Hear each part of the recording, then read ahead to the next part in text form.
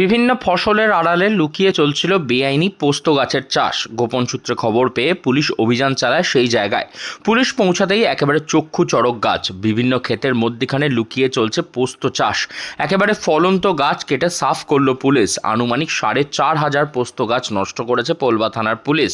এমনিতে গাছ লাগানো এবং চাষ করা খুবই পরিবেশ বান্ধব, তবে ভারতীয় আইন অনুযায়ী কিছু গাছ রয়েছে যা কখনোই চাষ করা যায় না। তার মধ্যে অন্যতম হলো পোস্ত গাছ, কারণ এই গাছের আঠা থেকে তৈরি করা হয় নেশার পদার্থ আফিন। সেই কারণেই পোস্ত চাষের জন্য সরকারের থেকে ছাড়পত্র নিতে হয়, তবে এক্ষেত্রে কোনো রকম অনুমতি ছাড়াই লুকিয়ে চাষ করা হচ্ছিল পোস্ত গাছের। পোলবার আমনান গ্রাম পঞ্চায়েতের ডুবুরি ভেড়ি, মহেশ্বরবাটি, বীরেন্দ্রনগর গ্রামের অনেক জমিতে পোস্ত গাছ হয়েছে।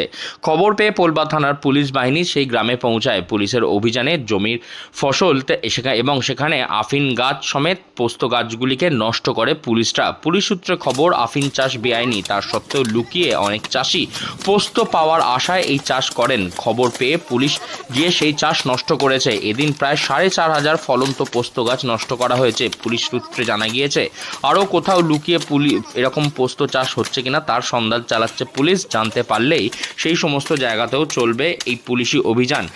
এই পর্যন্ত একেবারে পোলবা গ্রামের ভিতরে যে চাষের জমির মধ্যে লুকিয়ে পোস্ত চাষ চলছিল তা একেবারে এই দিন এসে পুলিশেরা নষ্ট করে